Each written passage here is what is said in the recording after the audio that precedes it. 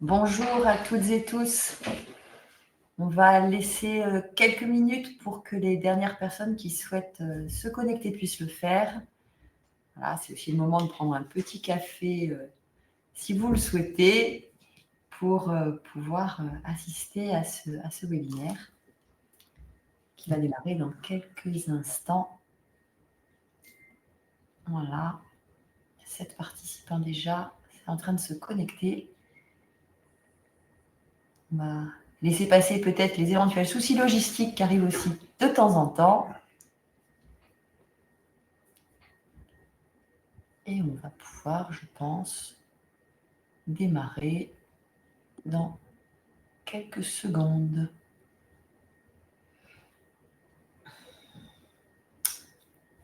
Je vous propose qu'on y aille. Bien, écoutez, bienvenue à toutes et tous pour ce nouveau rendez-vous de la RSE qui est organisé par l'Union patronale du Var et par FASVAR, dont je suis moi-même la directrice, Cécile Robles. J'ai le plaisir d'introduire cette matinale. Donc, ces rendez-vous RSE ont un objectif simple, c'est vous aider à passer à l'action en vous apportant des repères concrets, des outils pratiques et aussi des témoignages. On en aura aujourd'hui d'acteurs engagés, quelle que soit la taille ou le secteur d'activité de votre entreprise. Donc ce matin, nous allons aborder le sujet valoriser son impact ESG. E environnemental, S social et G gouvernance. Voilà. Longtemps considérés comme des sujets qui sont réservés aux grandes entreprises, les questions ESG sont concernent désormais toutes les entreprises, y compris les PME, les TPE. Et nous sommes dans un contexte de fortes attentes sociétales, qu'elles viennent des clients, des partenaires, des financeurs, des institutions. Voilà. Donc il devient essentiel de mesurer, de structurer et de communiquer vos engagements ESG pour en faire aussi un véritable levier de performance et de différenciation et de confiance aussi vis-à-vis de vos partenaires. Donc, pour animer ce rendez-vous RSE, nous avons le plaisir d'accueillir Arlette Schuller, qui est en visio. Bonjour Arlette. Bonjour. Qui est responsable RSE de l'entreprise Intermet Exportation. Nous aurons aussi le plaisir de pouvoir passer la parole à David Morlet, qui est chargé de mission RSE à l'UPV, responsable RSE à TLV, et M. Jean-Luc Moya, qui est le directeur départemental de la Banque de France. Donc, en termes d'organisation, n'hésitez pas à poser vos questions tout au long de cette matinale par écrit. Il y a un chat et moi, je pourrai en prendre connaissance régulièrement. Et les intervenants pourront répondre à vos questions en fin d'intervention. Le support de présentation donc, est enregistré et il vous sera envoyé à l'issue de la conférence. Un grand merci à tous nos intervenants pour leur contribution. Merci à vous toutes et tous pour votre participation. Je vous souhaite une très bonne webconférence et je passe sans plus attendre la parole à David Morlet. Merci. Donc, on a développé un ordre du jour en 4 points. En réalité, les 2 premiers points vont être une petite présentation rapide de ce qu'on entend par ESG et quels sont les systèmes d'évaluation qui existent aujourd'hui. L'idée, c'est de vous amener dans la réflexion à comprendre que les TPE-PME peuvent s'appuyer aujourd'hui sur des outils. Et donc, la fin de l'intervention sera pour vous montrer un outil qui va certainement monter en puissance dans les prochains mois. Et ensuite, on aura une phase de témoignage de 2 organisations qui vont expliquer leur engagement autour de ces référentiels ESG. Et on finira par un temps d'échange. Donc, on s'appuiera sur les questions que vous avez posées et on pourra éventuellement passer des questions aux différents intervenants pour vous apporter des éléments de réponse. Donc, quand on a choisi la thématique, en fait, on est parti sur un sujet qui est extrêmement large et transversal, qui est un signe international, au départ plutôt utilisé par la communauté financière. Petite chronologie, on peut partir de 1990, où en 90, on a vu apparaître, se diffuser le concept de triple performance. Je pense que tout le monde en a entendu parler, People, Planet, Profit. Et la naissance officielle de cet acronyme ESG, on le retrouve dans un rapport en 2004 donc 6 ans avant la sortie de la norme. C'était 2004, c'est juste avant le début de la rédaction de la norme ISO 26000. Et ce rapport, qui s'appelle Who Cares Win, était sous la direction du Pacte mondial des Nations Unies. Le sous-titre de ce rapport, c'était connecter les marchés financiers à un monde en mutation. Donc on était vraiment sur une approche très financière. Un an après, 2005-2006, il y a eu l'adoption des critères ESG par les grandes institutions financières et le lancement des principes des Nations Unies pour l'investissement responsable, le UNPRI. Alors, 6 lignes directrices volontaires destinées à encourager l'intégration des facteurs environnementaux, sociaux et de gouvernance dans les pratiques d'investissement. Ces principes ont été élaborés en 2006 par le groupe d'investissement institutionnel avec le soutien de l'ONU, et tout ça dans le but de promouvoir un investissement durable et responsable à l'échelle mondiale. 6 caractéristiques du PRI, je les donne rapidement. Hein. Engagement volontaire des signataires, donc ce n'est pas une obligation. C'est un cadre pour l'intégration des enjeux ESG dans la prise de décision d'investissement et de gestion d'actifs. C'est un encouragement aux signataires à dialoguer avec les entreprises. Donc là, on se met du point de vue des institutions financières, pardon. Et surtout, l'autre point, c'est rapport et transparence. Hein, donc c'est l'obligation pour les signataires de rendre compte annuellement de leurs progrès dans la mise en œuvre des principes. On retrouve, si certains connaissent, le pacte mondial, les 10 principes du pacte mondial, c'est aussi structuré autour de cette approche. Et puis, ce qui est intéressant, c'est que le PRI, donc l'ONU, a mis à disposition pas mal de ressources. D'abord, un secrétariat qui avait en charge de fournir des outils, des études de cas, des formations et des modèles de rapport annuels. On a des informations sur combien d'entreprises ont signé ou d'organisations ont signé, ça représente combien de pays. Bon, j'ai des chiffres de 2019, De 2019, c'est 2160 signataires, 85 pays représentés, et surtout, on a l'information sur le montant des actifs sous gestion. C'était 86 000 milliards de dollars en 2019. Pourquoi j'ai fait le choix de vous présenter rapidement ça? C'est parce qu'en novembre 2022, la Banque de France a rejoint l'initiative PRI, donc c'est toujours d'actualité bien évidemment, et l'engagement de la Banque de France est d'intégrer les critères ESG dans ses investissements et de respecter les standards internationaux. L'objectif de l'ESG, c'est bien d'encourager les pratiques durables et responsables dans les entreprises et organisations. Hein, on part de la dimension financière, on parle de la recherche de performance financière, et il y a un lien très évident entre la performance de l'entreprise sur les critères ESG et sa performance financière, bien évidemment. On a 3 piliers, hein, donc c'est quelque chose d'assez standard, l'environnement, le social et la gouvernance. N'oubliez pas que la norme ISO 26000 va s'appuyer sur une question centrale qui est la gouvernance aussi. Donc, c'est des choses qui sont apparues au début des années 2000. Alors, pourquoi ces 3 piliers? C'est la dimension sur laquelle les entreprises peuvent avoir un impact positif ou négatif, et surtout de manière directe ou indirecte. Et là, on voit apparaître la notion de chaîne de valeur. Les critères ESG, en fait, sont des critères qui vont inciter les entreprises à être proactives dans leur démarche. C'est inscrire dans une démarche de durabilité et d'investissement responsable les entreprises, les organisations pour viser la performance financière.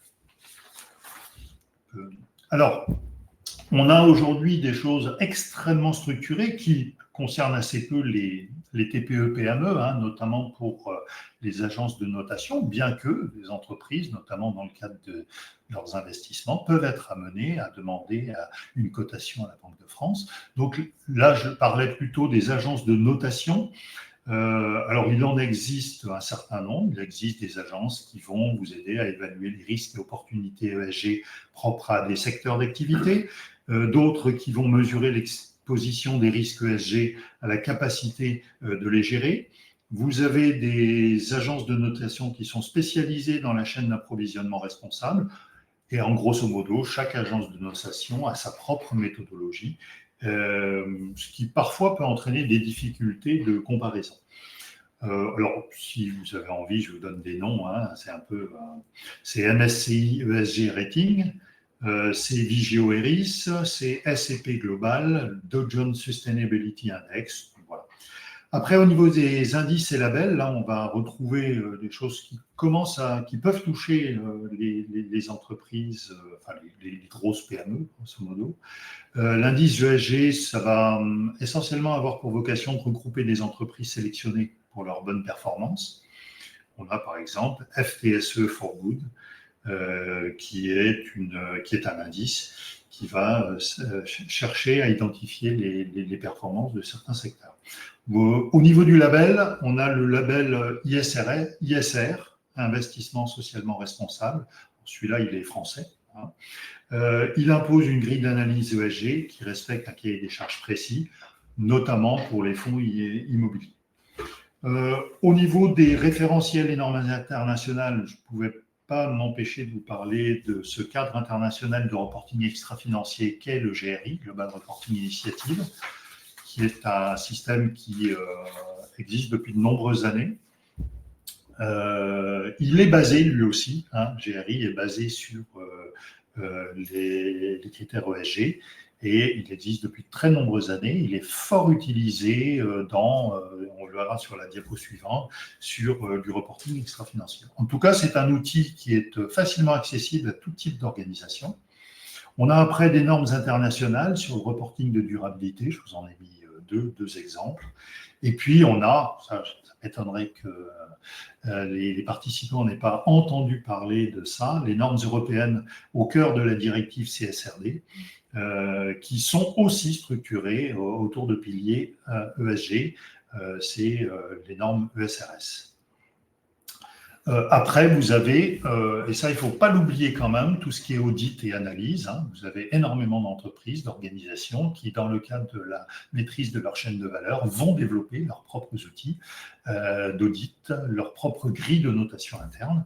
Et j'imagine que beaucoup d'entreprises qui participent à cette conférence ont pu être amenées à être questionnées, interrogées par leurs grands comptes, leurs clients, pour répondre à des exigences ESG. Merci. Donc, rapidement, pour vous montrer que c'est extrêmement pratico-pratique, l'ESG, ce sont des critères. Donc, on peut lister par pilier, on peut lister un certain nombre d'outils de mesure. Donc là, je vous en ai listé un certain nombre. Et puis surtout, ce qui peut être intéressant, c'est de vous montrer qu'on peut aller dans la finesse. On peut travailler sur des indicateurs très pointus, alors très simples comme les émissions de gaz à effet de serre, en tout cas très simples, des choses qu'on connaît assez bien. Hein, merci l'ADEME et Jean-Marc Jancovici pour avoir créé un outil franco-français sur la mesure des émissions de gaz à effet de serre. Jusqu'à des indicateurs qui sont peut-être un petit peu plus compliqués. Le dernier, c'est le MSA, hein, c'est l'abondance relative des espèces. C'est un indicateur de mesure de la santé des écosystèmes. Grosso modo, votre indicateur, il est à 100%, ça veut dire que l'écosystème, il est intact, il est vierge et non perturbé, et à 0, il y a une perte totale d'écosystème. On peut faire la même chose pour le social, vous avez un exemple, et puis bien évidemment pour la gouvernance. Je ne vais pas aller beaucoup plus loin dans le détail, chacun s'appropriera ces indicateurs-là. Il existe sur Internet énormément de possibilités de facilité, de recherche, d'identification et de classification d'indicateurs. Je voulais terminer par un focus rapide sur du reporting réglementaire, pour vous montrer qu'on part quand même de plusieurs années. L'ancêtre de la norme de reporting extra-financier, l'ancêtre, il date de 2014, hein, donc il n'est pas si vieux que ça. Il est entré en vigueur, c'est une norme de la Commission européenne, et il est entré en vigueur en 2018. Il a été remplacé par le DPEF, Déclaration de performance extra-financière, qui a amené énormément de grosses entreprises à rédiger annuellement leur rapport, leur DPEF, et inévitablement, un certain nombre de PME se sont vus sollicités par leurs clients pour pouvoir fournir des données que les grands comptes intégraient dans leur DPEF. Le DPEF a été remplacé en 2024 par la CSRD. L'ambition de la CSRD, c'était de renforcer les obligations des entreprises en termes de publication d'informations sur les questions ESG, en créant un cadre normatif harmonisé à l'échelle européenne. Alors, il y a eu un petit lobbying ces dernières années pour faire en sorte que la CSRD s'applique moins violemment aux entreprises et de façon assez opportune, un outil qui est pour les petites entreprises, la VSME, s'est vu propulsé au devant de la scène parce que la CSRD touchant beaucoup moins d'organisations, elles vont être visées de façon volontaire par la VSME. Rapidement, si vous êtes intéressé, vous irez voir la directive Omnibus qui a, le 26 février 2025, remis un petit peu de nouvelles règles pour l'application de la CSRD. Une dernière diapo pour mon intervention sur la partie VSME. Ça, par contre, c'est vraiment des outils qui sont pertinents pour les PME parce qu'elles sont vraiment faites pour de la simplification et de la structuration de reporting ESG. Ça concerne les PME non cotées et toutes celles qui ne sont pas soumises, donc les entreprises de moins de 1000 salariés, qui ne sont pas soumises pour l'instant à la CSRD. Alors, rapidement, je vous ai mis quelques caractéristiques de la nouvelle norme. Ça va remplacer, donc c'est un référentiel standardisé qui va remplacer la multitude de questionnaires ESG auxquels les PME étaient auparavant soumis pour répondre aux satisfactions des attentes des clients, des partenaires commerciaux ou financiers. Donc, on peut imaginer que ça réduise un peu la charge administrative parce que vous n'aurez plus qu'un outil à produire. C'est conçu spécifiquement pour les PME. Donc, ça adapte les exigences ESG aux moyens limités ainsi qu'aux ressources limitées des PME. Ça couvre les mêmes thématiques que les normes ESRS de la CSRD, mais de manière beaucoup plus simplifiée. Par exemple, c'est des modules de base centrés autour de 11 indicateurs clés qui sont bien évidemment beaucoup moins importants. C'est une démarche volontaire et progressive, c'est-à-dire que ça va permettre à l'entreprise d'adopter le rythme ESG, un rythme de reporting à la PME qui ne peut pas traiter toutes les situations en même temps. Et puis, ça a pour vocation de répondre bien évidemment aux sollicitations des clients, des investisseurs, des banques, toujours pareil, répondre efficacement à ces attentes et améliorer leurs accès au financement responsable. Ça a vocation à structurer vraiment la démarche, donc clarifier la stratégie de durabilité de l'organisation, identifier les enjeux prioritaires, renforcer la confiance de vos parties prenantes, et puis on espère que ça apportera un avantage compétitif puisque c'est une démarche volontaire. Toute organisation qui s'engage dans ce chemin-là aura clairement des avantages, notamment lors des réponses à appels d'offres. On sait que les marchés publics font aussi leur évolution, que les acheteurs publics ont de plus en plus de référentiels sur lesquels ils doivent s'appuyer pour élaborer leurs appels d'offres. Donc, derrière, les PME doivent s'adapter et faire en sorte d'utiliser les bons outils. C'est clairement un très bon outil. J'ai résumé la VSME qui rend le reporting ESG plus accessible, moins coûteux et mieux adapté aux réalités des PME non cotées et pour l'instant des entreprises de moins de 1000 salariés. Donc vous voyez que ça ne touche pas que les PME, tout en leur ouvrant des opportunités commerciales et financières accrues. Voilà. Un grand merci David Morlet pour cette introduction, cette présentation du cadre général de l'ESG. Nous avons le plaisir d'accueillir donc Arlette Schuller. Vous êtes responsable RSE au sein de l'entreprise Intermed Exportation et vous avez témoigné de vos engagements sur ce sujet. Je vous passe la parole. Merci. D'abord, je vais vous présenter l'entreprise rapidement pour que vous ayez un peu de contexte. Donc, Intermed Exportation a été créé en 1991 par Robert Levy. L'objet de l'entreprise, c'était de livrer les pharmacies africaines en médicaments français parce que M. Levy avait constaté en ayant des contacts en Afrique qu'il y avait très peu de grossistes sur place et que les pharmacies africaines avaient des difficultés à s'approvisionner en médicaments. Donc, pour cela, l'entreprise a aujourd'hui une licence de grossiste pharmaceutique à l'export.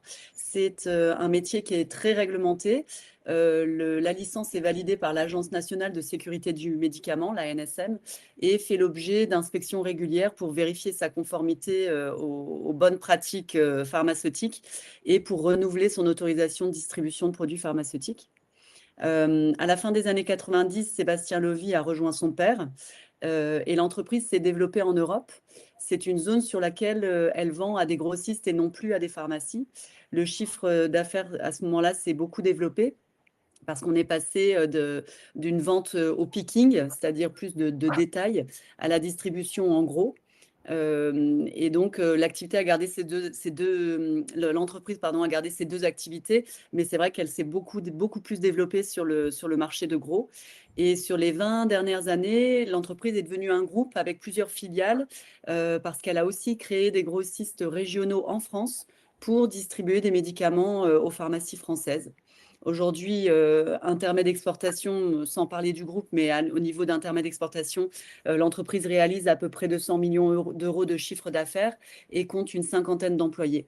Au niveau du groupe, elle compte environ 400 millions d'euros de chiffre d'affaires pour à peu près 200 employés. Maintenant, je vais vous parler un peu plus de l'histoire de l'engagement RSE, à la fois de la direction et des employés. D'abord, la première chose que je souhaite mentionner, c'est que l'entreprise n'est effectivement pas soumise à reporting ESG obligatoire. Donc, tout ce qu'elle fait, elle le fait de façon volontaire. Et le premier volet sur lequel l'entreprise s'est engagée, c'est le volet social. En effet, Sébastien Lovy, le fils du fondateur, avait fait des études de management et il était convaincu que la force de l'entreprise, c'est vraiment les employés. Et il avait la conviction que des employés qui peuvent travailler en autonomie, à qui on fait confiance, à qui on apporte du bien-être, seront plus épanouis. Et au-delà du fait de travailler dans une bonne ambiance, ça permettra aussi à l'entreprise d'avoir de meilleurs résultats. Donc, il a mis assez rapidement et progressivement des avantages. Il a mis en place des avantages pour les employés, donc que ce soit en termes financiers, avec des salaires plutôt en haut des grilles, avec des avantages de type ticket resto, chèque cadeau, prime pour tous les employés. Et en termes de formation et de développement des compétences et des carrières pour permettre aux gens de grandir dans l'entreprise, de changer de poste s'il y avait besoin, même depuis qu'il y a d'autres structures, de pouvoir passer d'une structure à l'autre quand on a besoin de changer et de progresser. En termes de confort de travail et de flexibilité des horaires selon les besoins individuels. Ça, c'est quelque chose qui a été très apprécié des employés et très rapidement. Et en termes de dialogue avec les équipes et de transparence, à la fois dans les discussions, dans les réunions et dans les prises de décision, et également en incitant à la prise d'initiative directement de chacun des employés au niveau de son poste de travail, pour être déjà dans une démarche d'amélioration continue. En 2017, la direction de l'entreprise sentait qu'elle tournait en rond. En fait, le questionnement, ou plutôt la problématique, était on se rendait compte qu'on avait du mal à donner une ambition stratégique plus élevée à l'entreprise.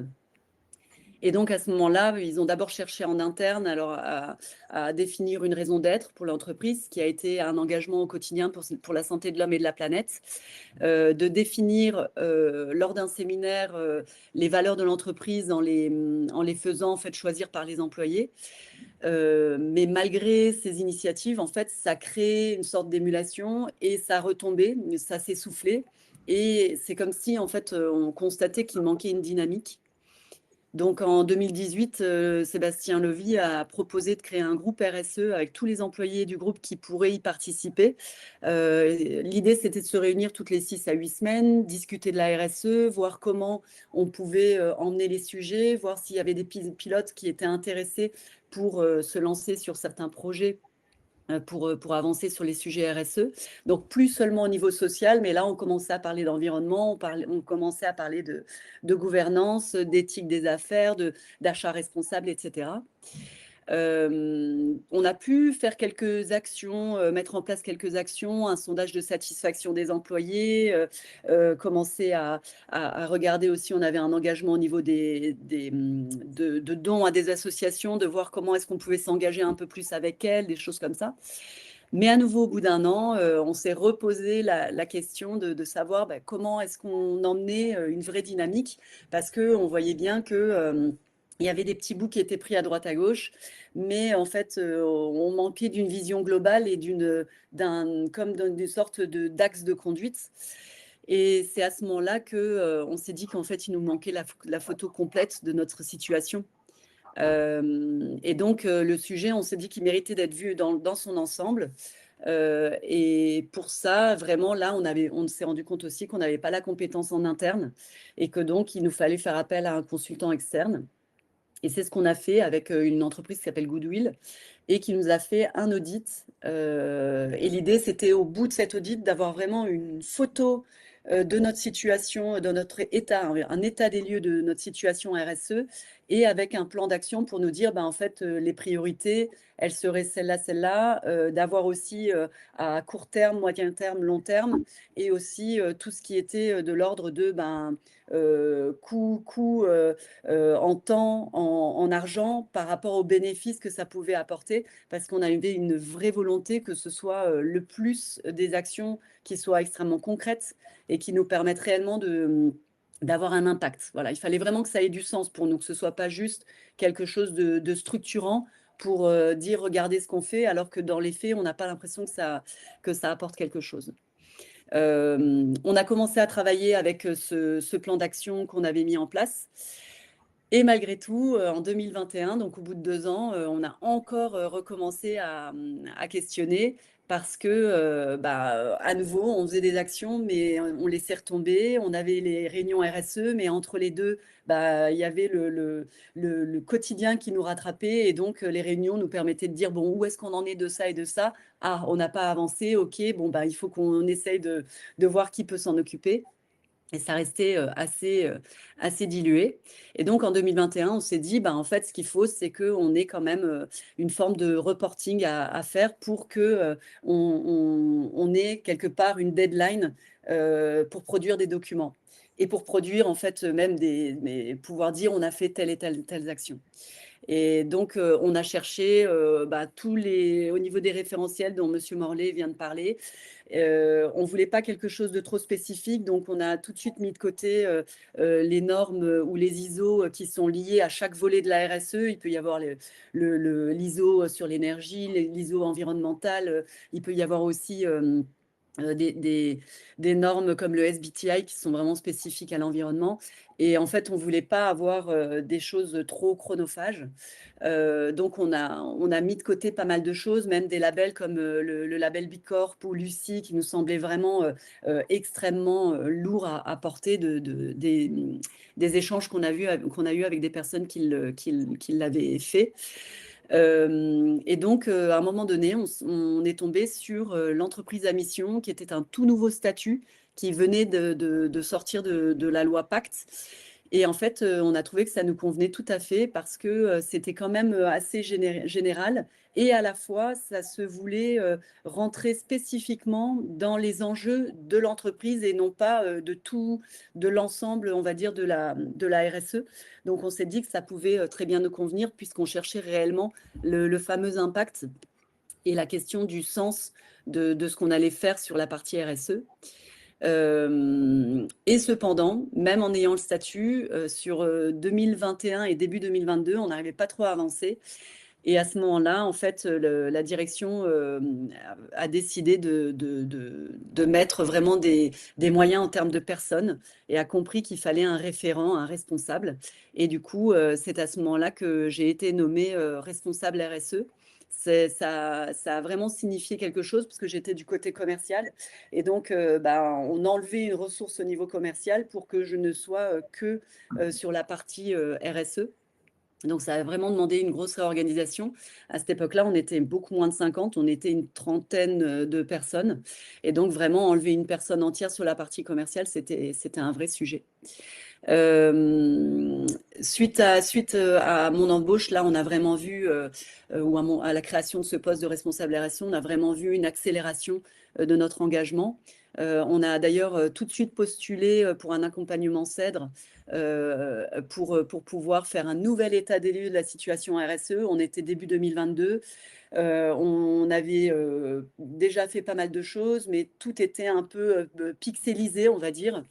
Et grâce à l'accompagnement CEDRE qu'on a eu sur l'année 2022, on a pu élaborer avec l'expertise de Monsieur Morlet, qui a été mon accompagnant privilégié, on a pu donc mettre en place un plan d'action sur 3 ans qui nous amène à aujourd'hui.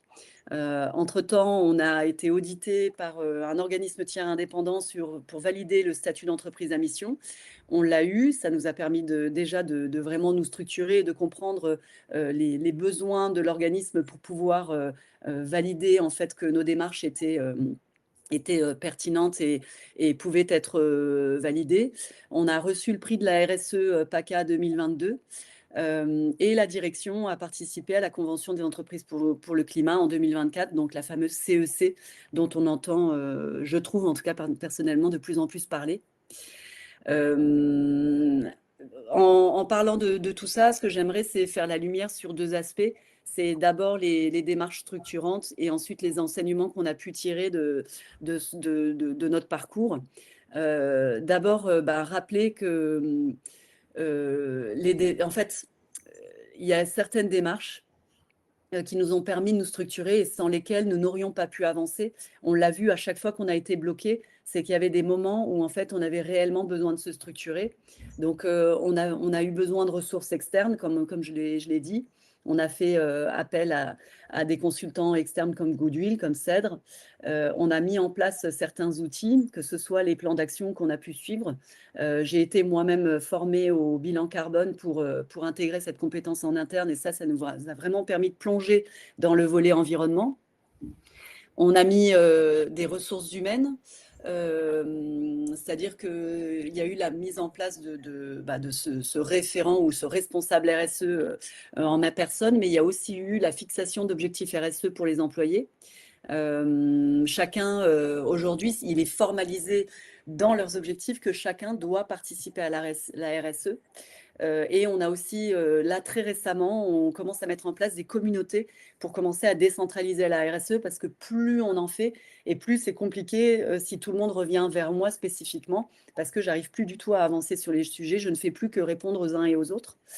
On a aussi choisi des engagements spécifiques et on a vraiment été chercher ceux qui nous correspondaient, qui correspondaient à nos convictions. Et là-dessus, j'insiste parce que on voit que si on va sur on va dire des engagements qui en fait ne correspondent pas vraiment, on se retrouve à faire des choses sans avoir le sens et du coup, en fait, ça retombe.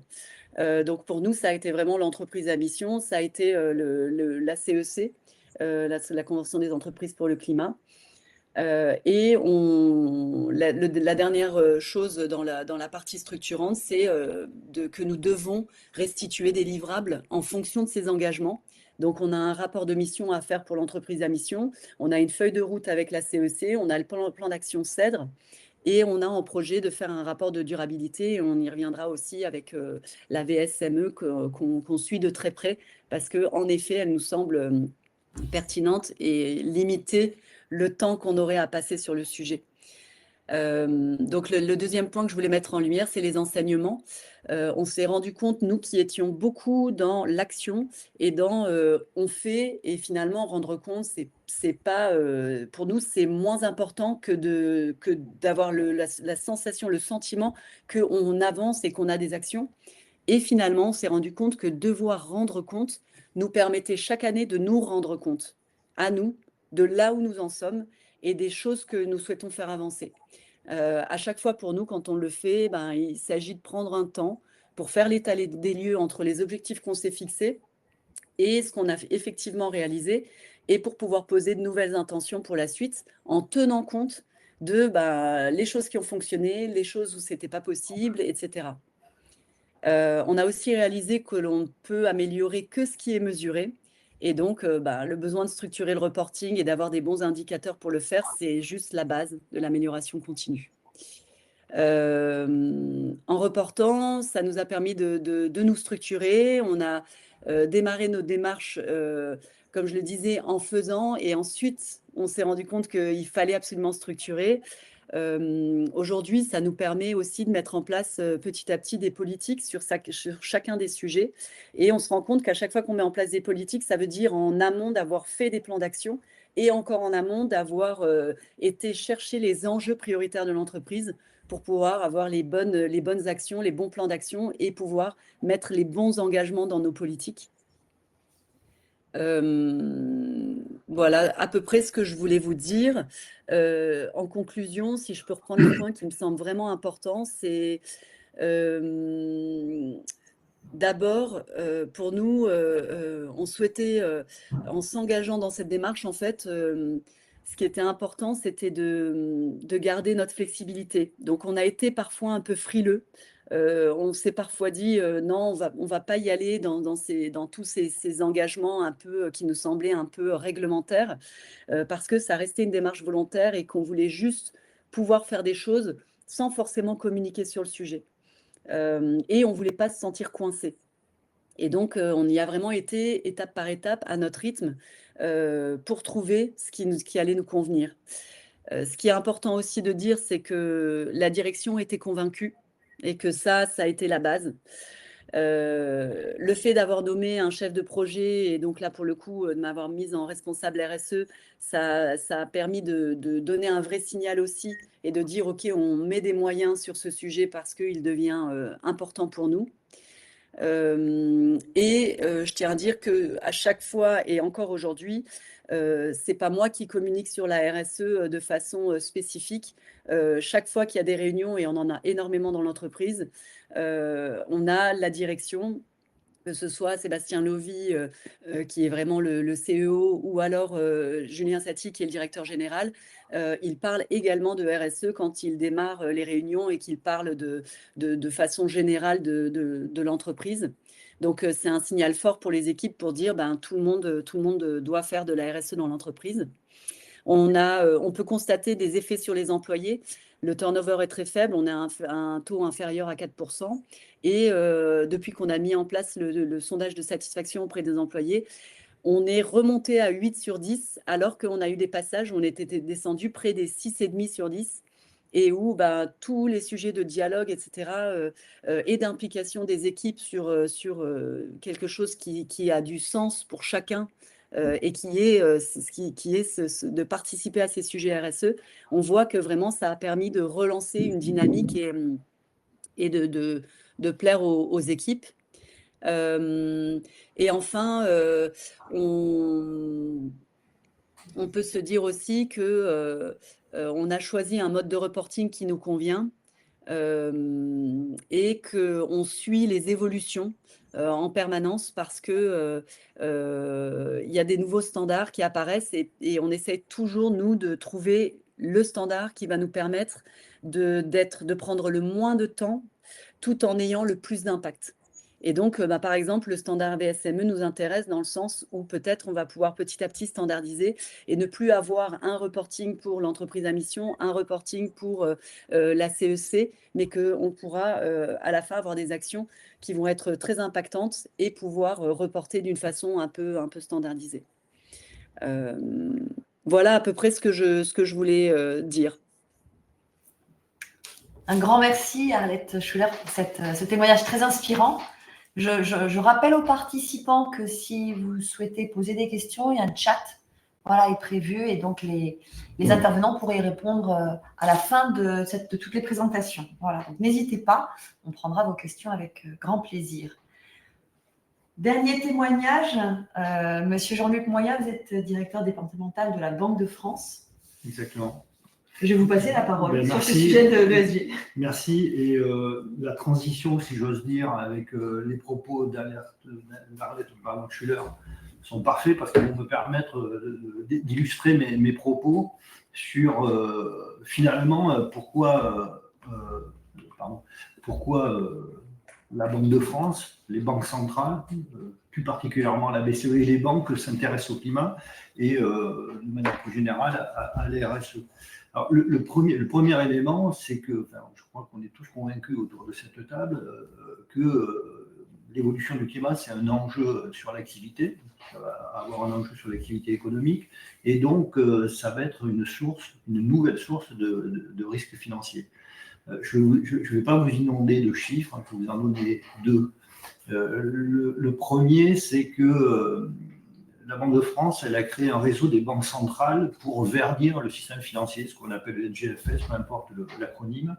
Et ce NGFS, il a fait un certain nombre de travaux, et parmi ces travaux, il a évalué récemment que, comment dirais-je, l'évolution du climat ça aura un impact sur le PIB, sur la croissance mondiale, de l'ordre de 15% à horizon 2050. Alors 2050, ça paraît finalement assez loin, mais les travaux de ce réseau ont mis également en évidence que plus on partait tard dans la prise en compte de ce risque climatique et dans l'adaptation finalement, bien plus ça allait coûter cher. Finalement, il y a un coût de l'inaction qui est extrêmement important, et ce qui est vrai au niveau macro est vrai au niveau micro, je dirais même au niveau des petites entreprises. Et le troisième élément, c'est que ça a des effets immédiats. Si vous prenez l'exemple, il y a 2 ou 3 ans, on a parlé de la sécheresse en Grèce, mais moins des inondations qui ont eu lieu immédiatement après. Ça a eu un effet sur les récoltes, sur le prix des céréales, etc. Donc c'est un enjeu économique. Et cet enjeu économique, c'est un enjeu également pour le secteur financier. Je vais y venir. Alors, je vais vous illustrer ça de manière assez simple. Si une banque, par exemple, a pris en garantie un actif immobilier, que cet actif immobilier est situé dans une station de ski, par exemple, que cette station de ski, son activité est appelée à décroître compte tenu du fait qu'il y aura moins d'enneigement, ben cet actif immobilier, il va se dévaloriser et donc sa garantie pour le banquier va se dévaloriser. Je prends un autre exemple, et il y a eu un exemple récent dans la région, dans la Vendoue.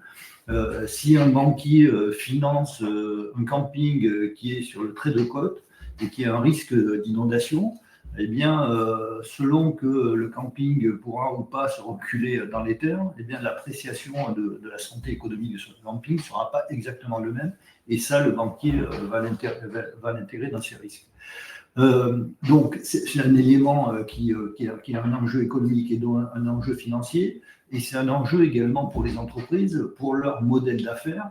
Et je crois que l'exemple qui a été donné par Arlette Schuller est parfaitement parlant.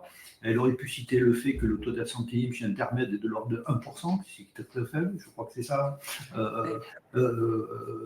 Que l'attractivité du fait qu'il y a moins de rotation des agents, elle a une attractivité qui est un enjeu pour les entreprises aujourd'hui. Il y a des entreprises aujourd'hui qui sont en tension et qui n'arrivent pas à attirer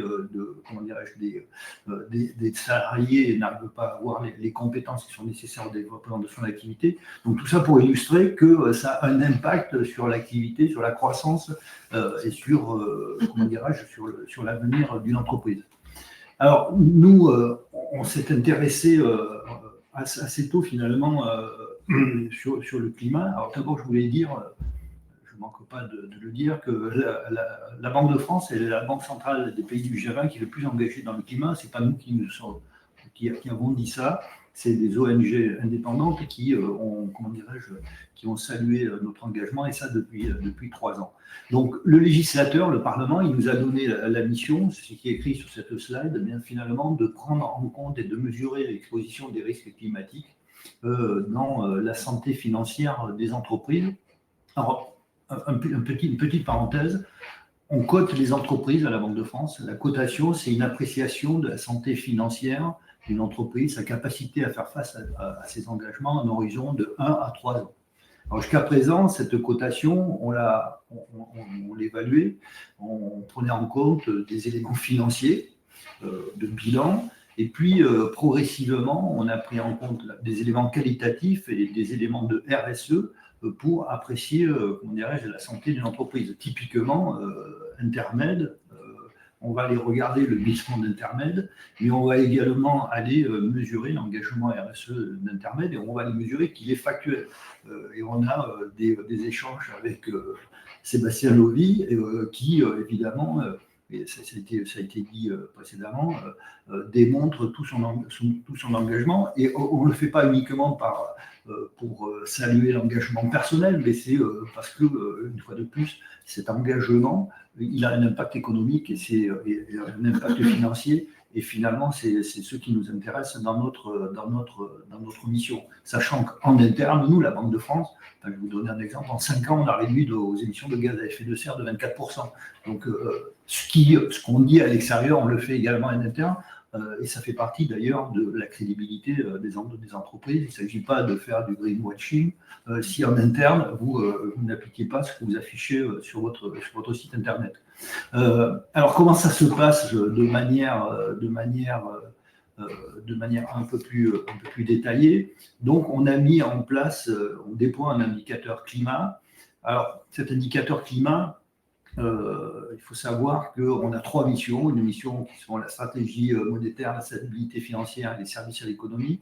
Et au titre de la stratégie monétaire, la Banque centrale européenne, dans sa feuille de route, a invité les banques centrales de l'Eurosystème, dont la Banque de France, de prendre en compte les risques climatiques dans son évaluation des risques et dans l'évaluation de la cotation dont je vous parlais précédemment.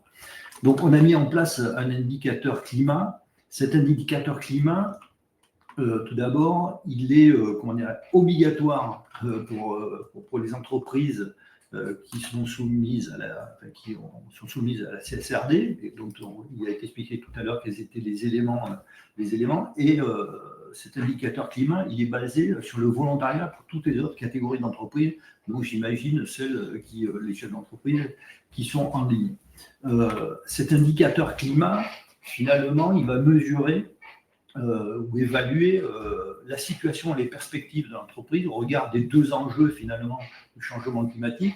Il y a 2 enjeux qui sont communément admis. Il y a un enjeu physique, je vais dire, c'est un enjeu d'adaptation au changement climatique. Je citais l'exemple du camping tout à l'heure. Si vous avez un data center qui est situé dans une zone inondable, c'est une exposition à risque physique. Donc ça, c'est une première dimension, première appréciation qu'on va. Je vais vous expliquer comment on apprécie cette dimension. Et la deuxième dimension, le deuxième enjeu, c'est l'enjeu de transition. Alors, c'est l'enjeu de transition, pour faire simple, c'est les émissions de gaz à effet de serre. Alors, quelques éléments là-dessus. Vous savez qu'il y a des accords de Paris. Ces accords de Paris fixent des objectifs de réduction de gaz à effet de serre avec 2 jalons 2030 et 2050. Et l'ADEME, elle a décliné ces trajectoires de décarbonation au niveau national, secteur par secteur. Et donc, nous, cette dimension de l'indicateur climat, ça va avoir pour objectif d'évaluer finalement la trajectoire individuelle de l'entreprise par rapport à celle de référence de son secteur. Donc, ça va permettre à l'entreprise d'ailleurs de se positionner par rapport à la concurrence, par parenthèse.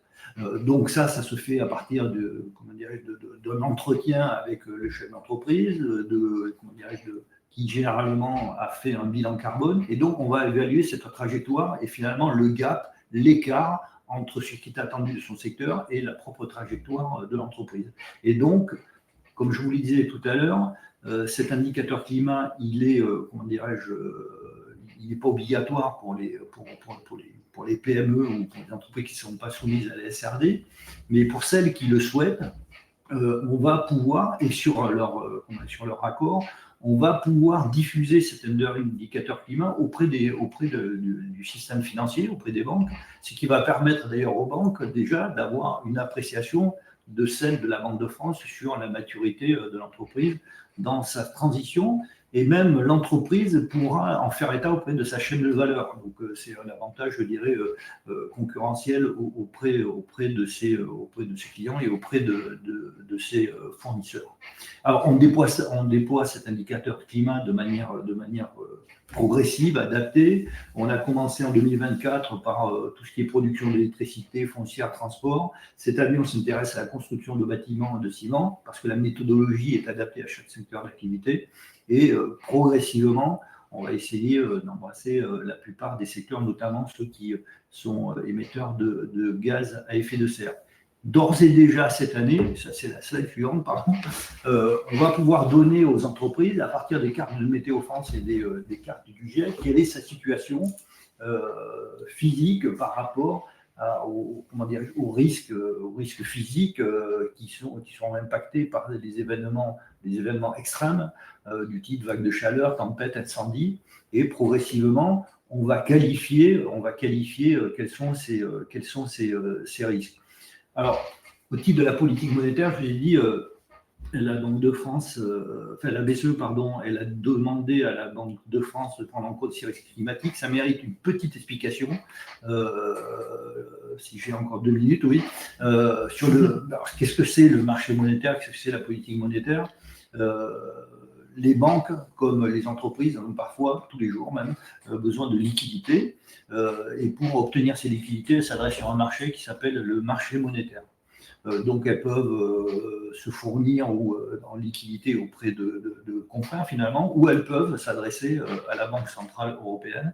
Et la Banque centrale européenne, pour fournir cette liquidité, elle va demander des garanties, ce qu'on appelle du collatéral. Et ce collatéral, il va être... C'est quoi ce collatéral? C'est-à-dire qu'une banque qui fait un prêt à une entreprise, mais elle peut utiliser le prêt qu'elle fait auprès de cette entreprise pour se refinancer auprès de la BCE, ce qu'on appelle le collatéral. Mais on ne va pas prendre n'importe quel type d'entreprise, on va prendre les entreprises dont la cotation est bonne, voire très bonne, celle cotation dont je vous expliquais quels étaient les enjeux précédemment. Et cette cotation, ça c'est valable pour les très grandes entreprises, en particulier celles qui sont soumises aux quotas, qui ont accès au marché du carbone. Cette cotation, elle peut être impactée justement par l'évolution du prix du carbone, qui va venir impacter et déformer son compte de résultat. La cotation, elle pourrait être également impactée pour ces très grandes entreprises, dans un premier temps, par le fait qu'il est fort probable que si elles sont exposées à des risques physiques, eh bien, les assurances qui vont être exigées par le secteur des assurances auront un coût plus élevé. Donc tout ça pour l'instant, c'est pour les très très grandes entreprises, celles qui sont sur le marché du carbone. Et l'indicateur climat, à ce stade, il n'y a pas de corrélation avec la cotation, c'est une information, c'est un outil d'accompagnement des entreprises et on le déploie progressivement. Et Intermed n'est pas encore dans un des secteurs sur lesquels on déploie l'indicateur climat, mais compte tenu de son engagement en matière RSE et en matière sur le climat, dès que vous serez dans les secteurs que l'on va étudier, évidemment, vous serez, un partenaire privilégié. Voilà à très grande trait ce que je pouvais dire sur le sujet. Merci Jean-Luc Moya. Nous avons une question à laquelle je pense que vous pouvez peut-être répondre, monsieur Jean-Luc Moya. Pouvez-vous préciser les atouts de la démarche ESG sur les transmissions d'entreprise? Donc l'interlocuteur là qui pose cette question pense aux nombreux entrepreneurs qui vont partir à la retraite dans les 10 ans qui viennent et donc qui vont tenter de céder leur entreprise. Alors, je n'ai pas de réponse ciselée sur le sujet, mais je vais prendre un exemple en forçant le trait à dessein. Si votre entreprise est là par exemple, elle avait pour objet d'exploiter des énergies fossiles, il est bien clair que la valorisation de l'entreprise en cas de cession ne serait pas exactement la même pour un repreneur que pour une entreprise qui serait engagée sur un autre secteur d'activité. Je n'ai pas de réponse très, très précise à vous fournir, mais de manière intuitive, on peut envisager que, parce Parce que quand un repreneur veut reprendre une entreprise, une des premières choses, c'est qu'il va faire une évaluation de son entreprise pour pouvoir la payer, si j'ose dire, au juste prix. Et ce juste prix, il va l'évaluer à l'instant T, mais il va l'évaluer également dans une perspective de moyen terme ou de long terme. Et cette perspective de moyen terme ou de long terme, il va sans doute intégrer, si tel est le cas, l'impact que pourra avoir le climat sur la valorisation de cette entreprise. Est-ce qu'on peut dire que la démarche ESG peut donner de la transparence au futur acquéreur, peut-être? Très certainement. Très certainement. Donc, ça peut être intéressant. Il va donner aussi un prisme de lecture de la vulnérabilité, au contraire de la performance de l'entreprise, sur une dimension beaucoup plus large et pas uniquement sur la dimension financière. Ça se prépare, une transmission d'entreprise. Ce qui se prépare, c'est d'identifier les indicateurs de performance, d'identifier les vulnérabilités. Donc, on a souvent des analyses de risque qui, aujourd'hui, prennent en compte énormément de critères. On parle du capital financier, bien évidemment. On parle souvent du capital humain, qui est un critère que l'on prend en compte sur la capacité de l'entreprise à trouver des ressources pour poursuivre les métiers ou faire évoluer les métiers parce qu'elles risquent de se retrouver dans des secteurs qui sont en fin de vie. Et puis également, ne pas oublier le lien avec le capital naturel qui, de plus en plus, rentre dans les réflexions des entreprises pour être valorisé parce que l'entreprise ayant un lien très fort avec les ressources, si elle n'anticipe pas cette dépendance, cette vulnérabilité, elle peut se retrouver en difficulté et le futur acquéreur saura très facilement trouver les points faibles de l'entreprise pour réduire sa valeur. Grosso modo, se poser les bonnes questions au bon moment, c'est toujours ce qui est le plus pertinent. Et les outils ESG sont des outils de structuration de ce genre de questionnement. Merci pour ces éléments de réponse. Une autre question peut-être à Arlette Schuller. Vous en avez un petit peu parlé, mais est-ce que vous pouvez peut-être rappeler les éléments clés du rôle de la direction dans une démarche ESG? Oui, merci pour la question. Alors, je dirais que vraiment au démarrage, quand on est sorti du volet social, où là, en fait, les employés, ils voient tout de suite un intérêt et donc il n'y a pas vraiment besoin de porter la démarche. Mais sur la partie notamment environnement, où là, on va commencer à demander aux gens aussi de changer leur façon de faire dans leur pratique quotidienne. Il y a des moments, surtout quand on est un peu dans des coups de feu, nous on travaille beaucoup en coups de feu en fait dans nos activités, et donc les gens ils font comme ça vient. Et donc, il y a des moments où il va y avoir du gaspillage, il y a des moments où il va y avoir des prises ou des actions qui sont faites, mais par habitude et par facilité. Et donc, dans ces moments-là, c'est assez compliqué d'arriver et de dire, mais non, mais en fait, on a vraiment besoin que ça change. Et c'est à ce moment-là que vraiment avoir une direction qui, par exemple, l'année dernière, participe à la Convention des entreprises pour le climat et revient des sessions qu'elle fait. Elle prend 2 jours à chaque fois sur 6 sessions pour y aller, et quand elle revient, il parle vraiment en réunion de la CEC, du fait qu'on doit essayer de trouver des façons de régénérer le vivant, d'avoir un impact qui est de moins en moins négatif et d'avoir un impact positif à côté, et que donc toutes les actions du quotidien doivent maintenant être imprégnées de cette conscience que chaque action a un impact. Vraiment, ça change tout. Et ça, c'est vraiment pas moi, en tant que responsable RSE, qui peut l'apporter, parce que pour les employés, je suis estampillée RSE, et donc c'est normal que moi, j'ai une vision, on va dire, écolo, si on met un petit peu les gens dans des cases. Mais par contre, si la direction le dit, là, vraiment, ça donne une impulsion de « Ok, en fait, c'est plus du volontariat, c'est l'orientation que prend l'entreprise. Et donc, comme je fais partie de cette entreprise, je dois réellement, moi aussi, prendre en compte ce qui est dit. » Ça change tout. Merci. Une question à nouveau pour vous, monsieur Jean-Luc Moya. Pour les secteurs dont vous parlez sur l'indicateur climat, vous êtes-vous aligné sur les secteurs éligibles de la taxonomie européenne? Oui. Alors, plutôt, les secteurs, ils ont été choisis en fonction des secteurs les plus émetteurs de gaz à effet de serre. Mais évidemment, on prend en compte la taxonomie européenne. Voilà pour la réponse. Et je vais rebondir sur la question précédente. L'enjeu de la direction, il a un enjeu d'impulsion, mais il a également un enjeu d'exemplarité. Moi, si je prends l'exemple à la Banque de France, on a des objectifs de réduction de gaz à effet de serre. Dans nos transports, il y a le gouverneur de la Banque de France qui, hier, pouvait, par exemple, prendre l'avion pour se déplacer. Aujourd'hui, prendre le train. Donc, voilà, donc il y a d'ailleurs dans le hall, si ma mémoire est bonne, d'intermède, il y a un vélo électrique. Oui, tout à fait. Ma mémoire est bonne. Donc voilà, mais ça ne peut pas s'arrêter qu'à du symbole et qu'il y a une volonté oui, c'est vrai. qui doit être en haut de la pyramide, mais cette volonté, elle doit être déclinée par des actes et par une forme d'exemplarité, ce qui est le cas à la Banque de France. Allez, une toute dernière question, peut-être, que se posent peut-être les personnes qui écoutent.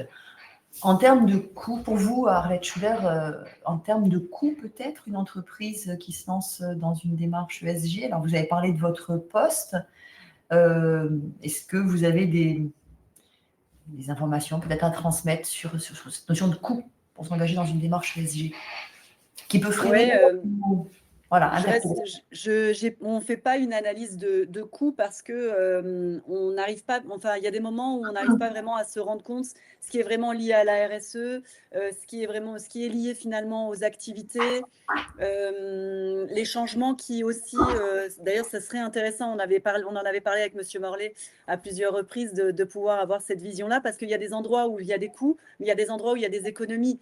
Quand on a travaillé sur les transports, on a revu toutes les tournées qu'on va faire en Europe pour aller chercher les produits. Il y avait une urgence à avoir les produits. Finalement, on a discuté avec les clients et on a vu que finalement, si il y avait un décalage d'une semaine, mais qu'ils avaient plus de produits à venir chercher quelque part, ça pouvait aussi les arranger. Et nous, au niveau du coût transport, quand on sait l'augmentation du carburant, etc., qu'il y a eu, il y a des endroits où ça a été moins aussi.